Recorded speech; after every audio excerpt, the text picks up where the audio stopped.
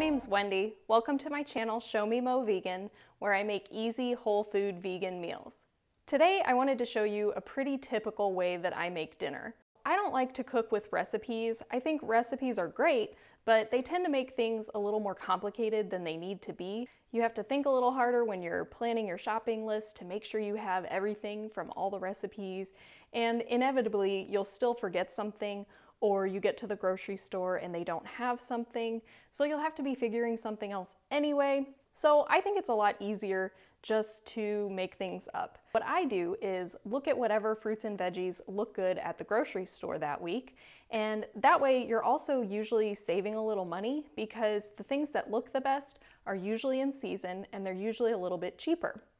And then I'll take whatever fresh veggies I got and mix them with grains and beans that I have in my pantry. I'm gonna do a kitchen tour video, and if I've already published it, I'll go ahead and link that for you so you can take a look. But I always keep my pantry stocked with a variety of different whole grains and beans, and pretty much anything will go with anything. So you can mix and match whatever beans and grains you want with whatever veggies you have that week. And then all you need to know are what spices and herbs you like. And if that's the part that's kind of scary for you because you don't know what spices go together, Google is your best friend. So you can just go online and search for different spice combinations, or maybe even buy some spice blends. Like what I'm using today is very similar to an Italian seasoning blend, so you could also just use pre-made spice blends. And then I just pretty much dump everything into the pot. Now, if you wanna be fancy and saute different things, you can, but it's just so much easier to dump everything in, and you really don't have to saute in steps. There are a few things I'm gonna leave until later just because they don't take as long to cook and I don't want them to get mushy. So let's go ahead and get started. I'm using a Dutch oven here, but you could just use a large pot as well. First things first, if you do want to saute your onions and mushrooms and things like that, you do not need to use oil. I just use a little water or veggie broth to loosen things up if things start to stick. I've already prepped my veggies. What I have here are mushrooms, onions, carrots, and celery. Next, I'm gonna add some potatoes that I've peeled and diced. And even though I don't cook with recipes, I will put all of the amounts in the description box for you. And then the other veggies that I'm using are some leftovers that I had from last week that I didn't use up. So soup is a great way to use that up. So I have some cabbage and a mix of broccoli and cauliflower. I'm actually gonna hold off on putting these in the pan because these don't take as long to cook. I'm also adding a cup of French lentils. You could use green lentils, brown lentils, black lentils, even red lentils. The red lentils will cook a lot quicker, but red lentils are great for thickening up your soup. So that's a little hack if you've made a soup and you wanted it to be more stew-like. Just throw some lentils in there, cook them down, and they'll just disintegrate into the soup. But today I'm using French lentils, which I've already washed. If you're using French lentils, green, brown, or black lentils, they will take a little bit longer to cook, so that's why we go ahead and put them in now.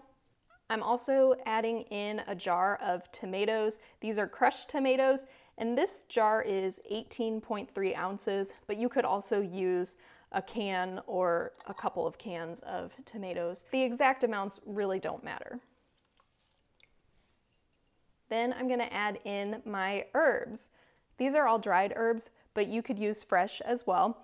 And again, I'll put all the amounts in the description below. So this is basil, parsley, oregano, thyme, rosemary, bay leaves, and then I also have a little bit of garlic and onion powder. Even though I have onions in here, I like to use the powder too. I think it just gives it a nicer flavor. And then we'll add some liquid. I like to use vegetable broth to give some extra flavor, but you can also just use water if you like. I like this Pacific vegetable broth because it's low sodium and it also doesn't have any oil or sugar. You'd be surprised how much stuff they add into vegetable broths. There's also a brand called Kitchen Basics that's a no salt added, And ironically, I think this one actually has lower sodium than the one that's no salt added. And that just depends on whatever vegetables and the concentration of vegetables they've used, because vegetables do naturally have sodium in them. I'm probably gonna add this whole container, and I might even need some extra water, but I recommend going a little lower on the liquid to start. You can always add more, but it's a little more difficult to remove the liquid. You can continue to cook it to let it reduce down, but it's a lot easier to just use a little bit less liquid, keeping in mind that all these veggies will give off some liquid as well. And I also don't want to waste any of these little bits of tomato in here, so I'm gonna pour some of the veggie broth in here and put the lid on, shake it up just to get all of that goodness. We'll pour that in, and then the rest of the broth. Also, when adding the liquid, keep in mind, since we're using dried lentils, they will soak up a lot of the liquid. Again, you can always add more liquid though. And I'll just give everything a nice stir. And if you want to come take a look. And now that I have everything added, I'm going to put the lid on just so everything comes up to temperature pretty quick, and I'll turn the heat up to bring this to a boil. Once this comes up to a boil, I'll let it cook for about 15 minutes. I'll add the rest of my veggies and then let it cook another 15 to 20 minutes. You can really let this cook as long as you like to get the vegetables to whatever texture you like. The lentils will take about 30 minutes to cook. My soup has been cooking for about 15 minutes and it smells delicious. So now I'm gonna add the rest of my veggies. I have that cabbage and the broccoli and cauliflower, and I'll stir that in. And at this point, you can decide if you want to add some more liquid. I think this still looks pretty good, so I'm not gonna add anything just yet. The veggies that we just added will give off some more liquid. So I'll put the lid back on and we'll cook it for another 15 minutes or so. Our soup is almost done. So it's cooked for a total of about 30 to 40 minutes. I did end up adding about a half a cup more water. Again, you can choose how much liquid you want so that it's the consistency you like. And then you just want to make sure you fish those bay leaves out. And then I like to finish my soups with a little bit of lemon juice or some kind of vinegar. And I actually don't have any fresh lemon juice right now, so I have this little ice cube of lemon juice.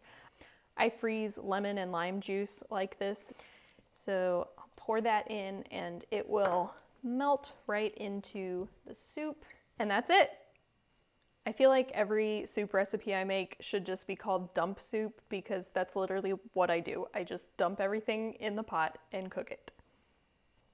And then I'll just serve this with some cooked grains. This is a mixture of sorghum and brown rice. I have a video where I show you how I make this, so I'll link that and you can take a look at that.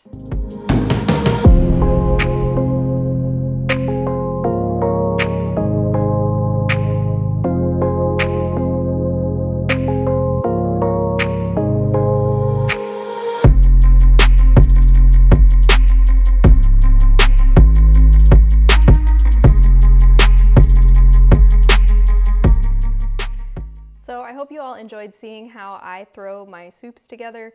If you liked this video, please give this a thumbs up, and please be sure to subscribe to my channel if you haven't already, so you won't miss my next video. Thanks for watching, and I'll see you next time.